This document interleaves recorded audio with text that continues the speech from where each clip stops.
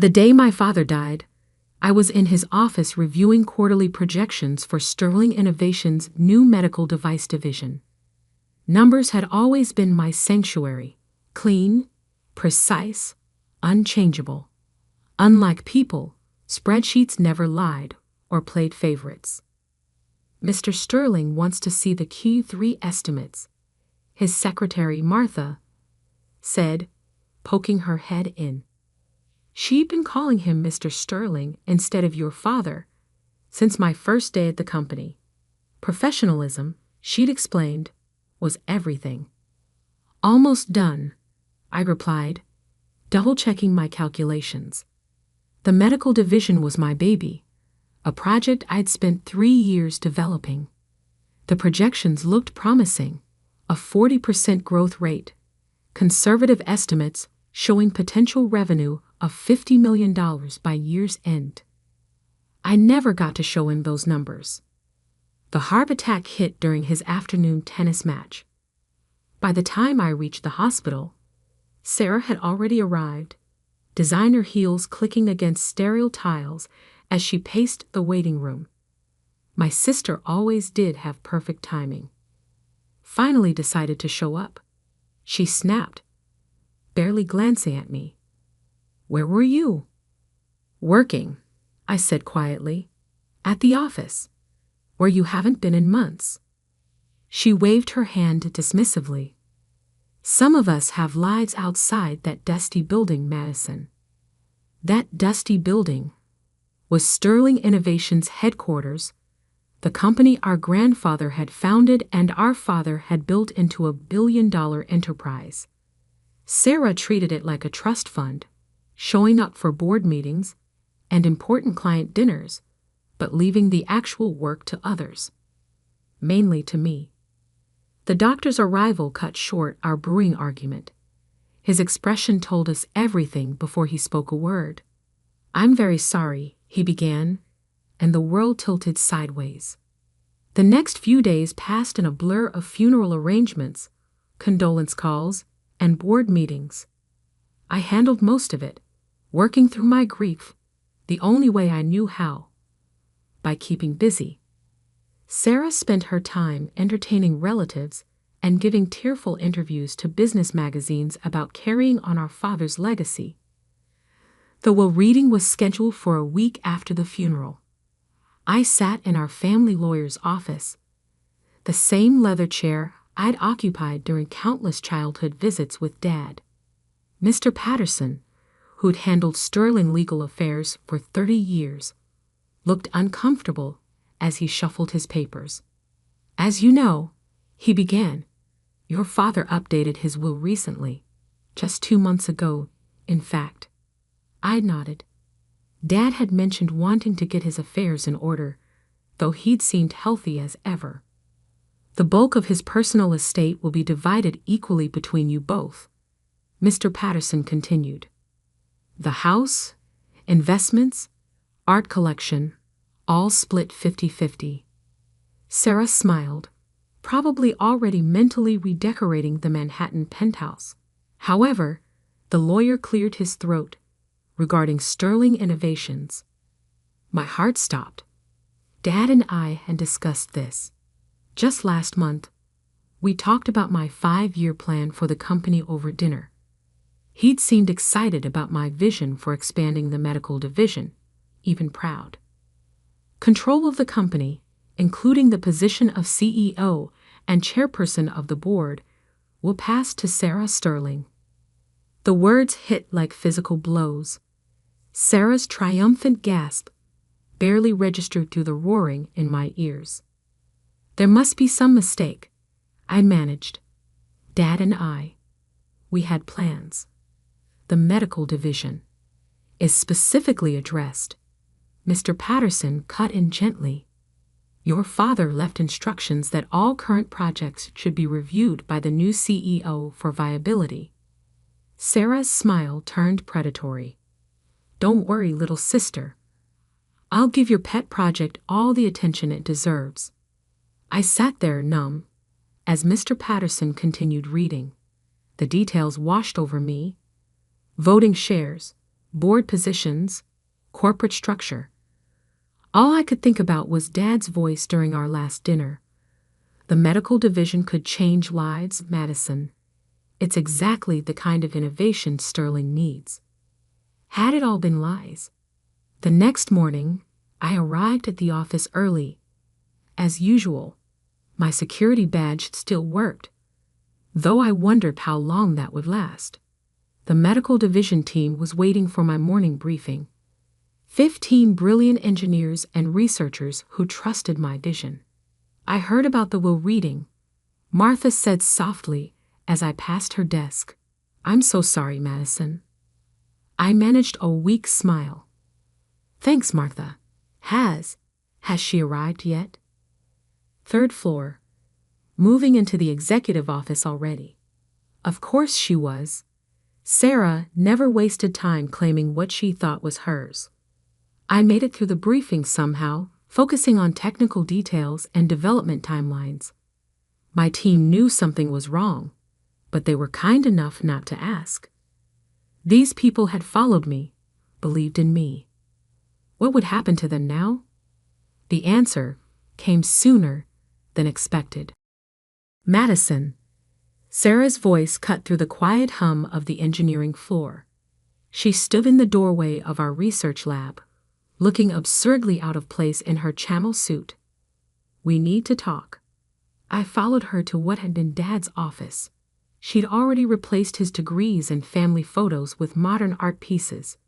His old leather chair, worn from years of late nights and important decisions, was gone, replaced by something sleek and strong. I've been reviewing the numbers, she said, perching on her new throne. The medical division is hemorrhaging money. It's a development phase, I explained, fighting to keep my voice steady. The projections show whatever you want them to show. She tossed a folder onto the desk, my carefully prepared reports. This isn't what Sterling Innovations needs right now. We're streamlining operations, focusing on our core business. Core business? I couldn't believe what I was hearing. Dad always said innovation was our core business. It's literally in our name. Dad isn't here anymore. Sarah's voice turned cold, and frankly, neither should you be. I stared at her, this stranger wearing my sister's face. What are you saying? I'm saying you're fired, Madison. Clear out your office by the end of the day. Security will escort you out. The world seemed to stop. You can't do this. I built that division from nothing. Those people trust me. Those people, she cut in, work for Sterling Innovations, my company now. And you, she smiled, the same smile she'd used when stealing my toys as children. You're worthless to this company. Always have been, really. Playing with your little projects while I learned how business really works. By partying with board members and kissing up to investors. I shot back. When's the last time you actually developed anything? Development is for employees, she said dismissively. Leadership is about vision, and my vision doesn't include you. I stood there, hands shaking, as decades of competition and resentment crystallized into this moment. Dad believed in me, I said quietly. Dad pitied you, Sarah replied. Why do you think he left me in charge? Now get out of my office before I call security. I walked out with my head high, past Martha's tearful face, past my confused team members, past the security guard who'd known me since I was a child. One box of personal items, family photos, engineering awards, the prototype of my first patented device. A life's work reduced to a cardboard box. My phone buzzed as I reached my car. A message from an unknown number. Meet me at Joe's Diner tomorrow, 3 p.m. Come alone. There's something you need to know about your father's safe. I stared at the message, wondering if grief was making me hallucinate. Dad's safe. The old one in his home office? Sarah would have cleaned that out already, along with everything else. But what did I have to lose? Little did I know, that message would change everything. But first, I had to survive the longest night of my life, alone with the knowledge that I'd lost not just my father, but my life's work and my last connection to the company he built. I drove home in a daze, the box of memories beside me, feeling both too heavy and too light. Tomorrow would bring answers, or more questions. For now, all I could do was wonder, what secret could be worth all this pain? Joe's Diner sat on the corner of 5th and Pine, a relic from a time before sterling innovations dominated the city skyline. Dad used to bring me here for chocolate milkshakes after school, before board meetings became more important than father-daughter time. I arrived early, sliding into a worn leather booth with a clear view of both entrances. Old habits die hard. Dad always said a good executive watches their exits. At exactly 3 p.m., Martha walked in. "You?" I straightened in surprise. Dad's secretary. No, Sarah's secretary now. Looked different outside the office. More determined, less deferential. "Your father knew this day might come," she said, sitting across from me. "He made me promise to wait until the right moment." "What moment?" She pulled an envelope from her bag. "The moment your sister showed her true colors." Inside the envelope was a single key and a handwritten note in Dad's familiar scrawl. "West Wall, behind the Monet. December 14, 1989. Dad's old safe. I breathed. But Sarah must have opened it already. Martha smiled. "That's what she thinks. Your father had 2 safes in his study. The obvious one, behind his desk. That's where he kept standard documents, things he expected people to find. But the real safe, his private safe." She tapped the key. "Only 3 people knew about it. Him, me, and now you." "Why you?" "Because I've been more than just a secretary for 30 years, Madison. I was your father's most trusted confidant. I knew things about sterling innovations that even the board doesn't know." My mind raced. December 14, 1989. Why was that date familiar? "The day Sterling Innovations went public," Martha supplied, reading my expression. "Also the day your mother left." The memory hit hard. I was 6, Sarah 10. Mom walked out during Dad's IPO celebration, leaving nothing but a note and a lifetime of trust issues. "What's in the safe?" "I don't know," Martha admitted. "But your father said if anything happened to him, if Sarah ever tried to push you out, I should make sure you found it." She glanced at her watch. "Sarah's in board meetings all afternoon. The house will be empty." I gripped the key tightly. "Why are you helping me?" "Because I watched you grow up in that company. While Sarah was partying through college, you were interning in the labs. When she was dating board members' sons, you were filing patents. You are your father's daughter, Madison, his true heir." She stood up. "The company needs you. More than anyone knows." 20 minutes later, I let myself into my childhood home. Everything felt different, colder somehow, as if Sarah's presence had already begun erasing decades of memories. The study was exactly as Dad had left it, probably the only room Sarah hadn't changed yet. The Monet, an original, worth millions, hung innocently on the west wall.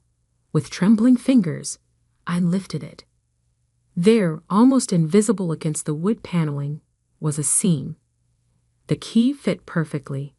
Inside the wall safe were 3 items: a thick manila envelope, a USB drive, and a smaller envelope with Sarah's name on it. I opened the manila envelope first. Inside was a detailed report from a private investigator, dated 6 months ago. My hands shook as I read.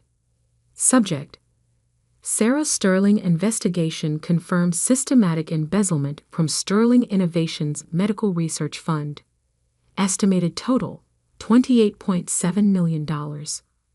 Funds traced to offshore accounts and real estate purchases under alias Jennifer Blake. Photos spilled out. Sarah meeting with shady lawyers. Documents showing money transfers. Property deeds in the Cayman Islands. The USB drive contained something even more damaging. Video recordings of Sarah selling Sterling trade secrets to competitors. She'd been sabotaging the company from within for years. But it was the letter with her name that explained everything. Dad's final message to his eldest daughter. Sarah, by the time you read this, you'll think you've won. The company will be yours, just as you always wanted. You'll believe I chose you over Madison. You're wrong. I've known about the embezzlement for months. The traded secrets, the offshore accounts. All of it. I gave you chances to come clean, to prove you could change. You failed every test. The will you think gives you control? It's a trap. The real transfer of power was executed months ago. Everything, the voting shares, operational control, even my board seat, was legally transferred to Madison through a series of blind trusts. Your CEO in name only. The moment you open this safe, those trusts activate. Madison becomes majority shareholder and true CEO of Sterling Innovations. I loved you, Sarah, but I had to protect the company. More importantly, I had to protect your sister from you.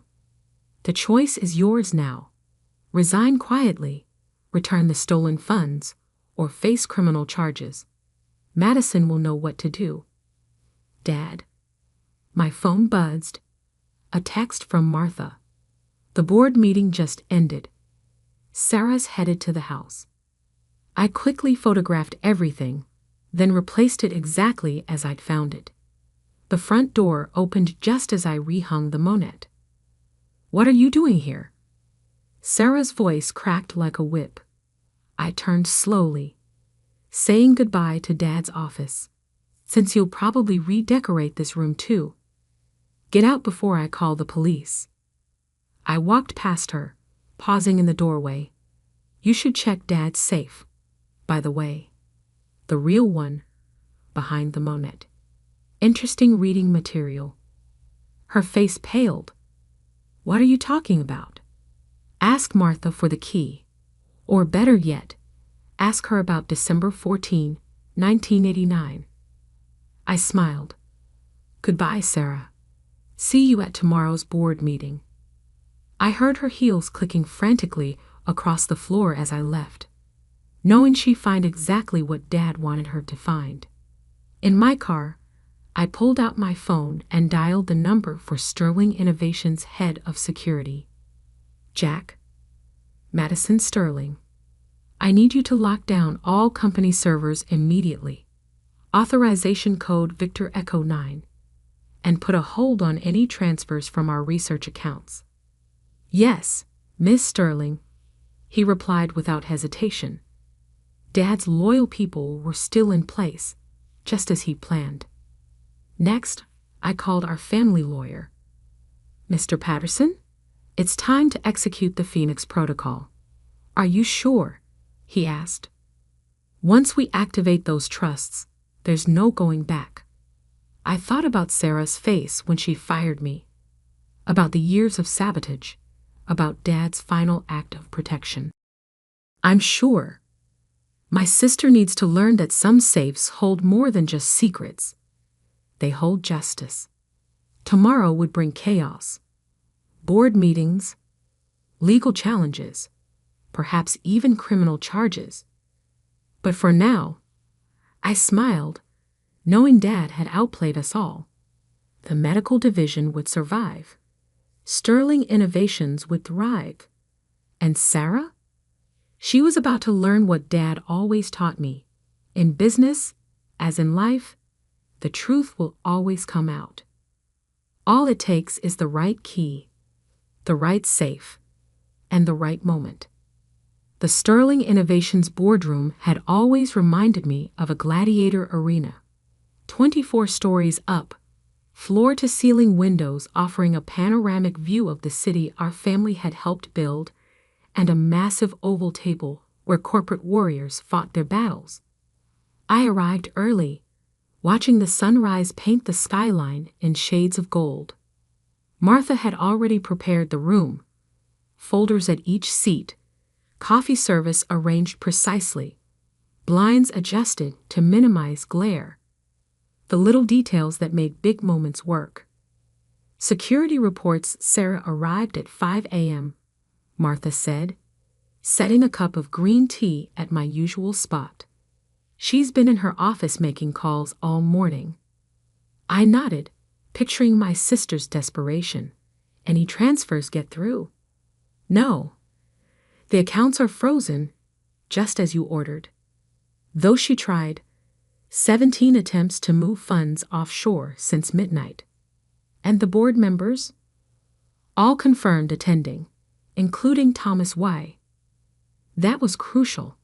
Thomas Y., our largest independent shareholder, had been Sarah's strongest supporter. His vote could swing the entire board. By 8:55 a.m., they began filing in.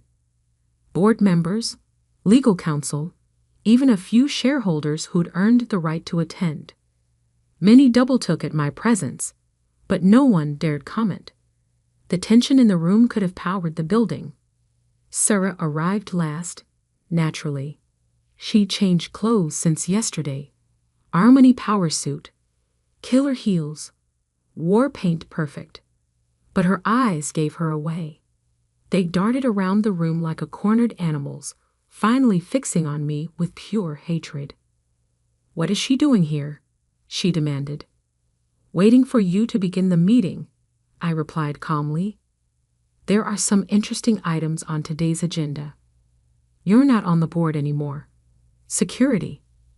"Actually," Mr. Patterson spoke up from his corner, "Ms. Madison Sterling's presence is required for today's proceedings." He began distributing additional folders.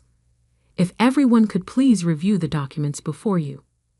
Sarah snatched her copy, face growing paler with each page she turned. The room filled with murmurs, as others did the same. "This is impossible," she finally spluttered. "These trusts, they can't be legal." "Oh, but they are," I said, standing. "Every transfer, every document, every signature verified and notarized." Dad was very thorough. "Dad was dying," she snapped. "He wasn't thinking clearly." "Actually," Martha stepped forward, "Mr. Sterling began planning this 18 months ago when he first suspected the embezzlement." The room went dead silent. "What embezzlement?" Thomas Y. asked sharply. I nodded to Martha, who activated the presentation screen. Evidence began filling the display. Bank transfers, property records, emails between Sarah and our competitors. $28 million, I announced to the stunned room. Stolen from our medical research division. Our father's private investigation confirmed it all. Lies. Sarah slammed her hands on the table. This is a desperate attempt to what, Sarah? To protect the company? To stop you from selling our trade secrets?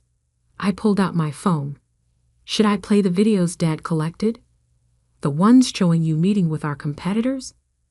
She lunged for the phone, but security was faster. 2 guards materialized beside her, firm but professional. "Miss Sterling," the head of security addressed Sarah. "We need you to remain seated." "This is my company," she shrieked. "I am the CEO." "No," I said quietly. You're not. You never were. The will was a test. Dad's final chance for you to prove you could change. Instead, you showed exactly why. He couldn't trust you with his legacy. Thomas Way stood up. I moved for an immediate vote of no confidence in Sarah Sterling's leadership. Seconded, another board member quickly added. You can't do this. Sarah's voice cracked. Daddy gave me the company. Dad gave you a choice. I corrected. Return the stolen funds and resign quietly, or face criminal charges.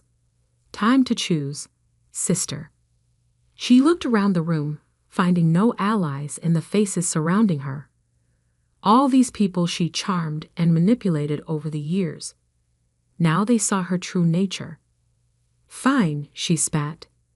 You want the money back. Take it.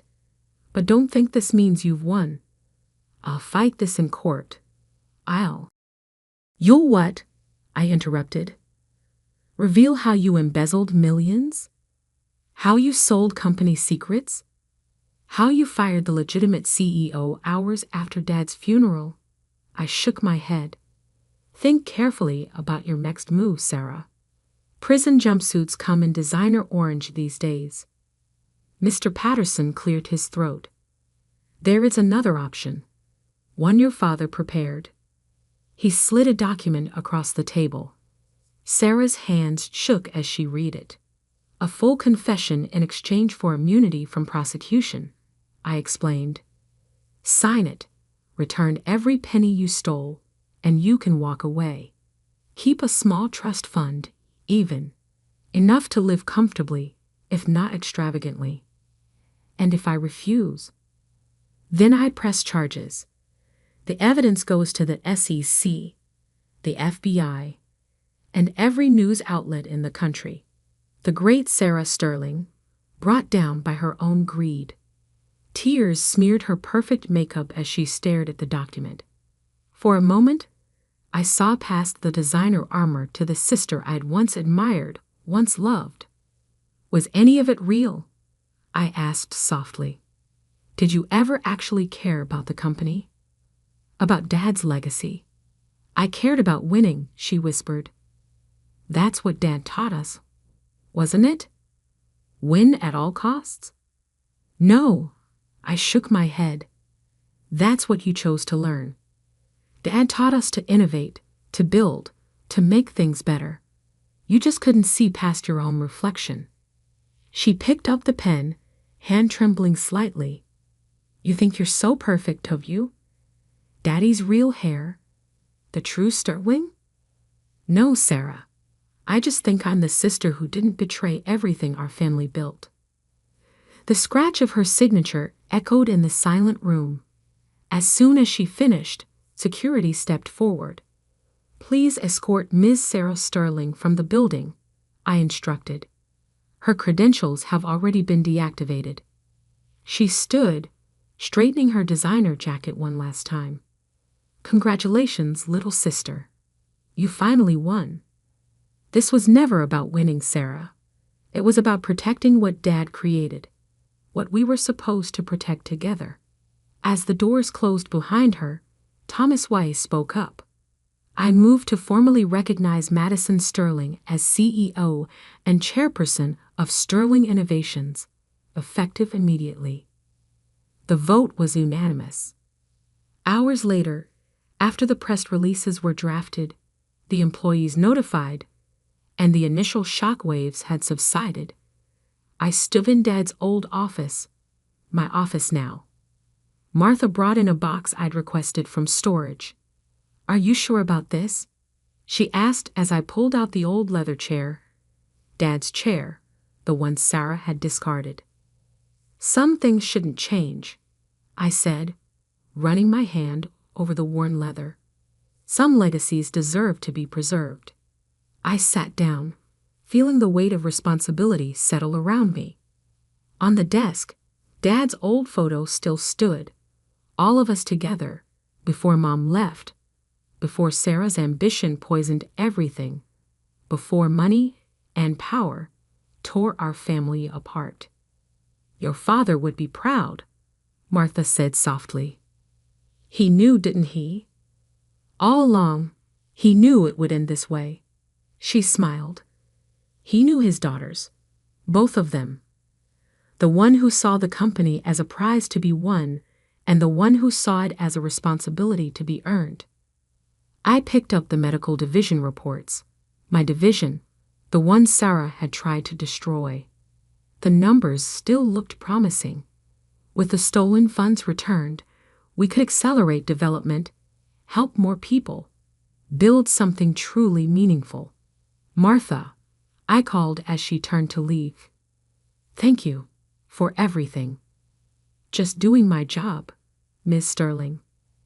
Madison, I corrected. After 30 years of keeping my father's secrets, I think you've earned first-name privileges. She nodded, eyes glistening slightly. Welcome home, Madison. That evening, I worked late, just as Dad used to. The city lights twinkled below, each one representing a life, a story, a potential customer or employee or partner. Sterling Innovations didn't belong to Sarah or me. It belonged to all of them. My phone buzzed with a text from an unknown number. Sarah, you'll regret this. Family should come first. I typed back, it did. That's why Dad chose me. Then I blocked her number, turned back to my work, and began planning the future of Sterling Innovations. Not as the sister who won, but as the daughter who understood what winning really meant. Sometimes a safe holds more than secrets. Sometimes it holds the truth about who we really are. And sometimes, just sometimes, justice comes with a key, a note, and a father's final lesson about love, trust, and the true meaning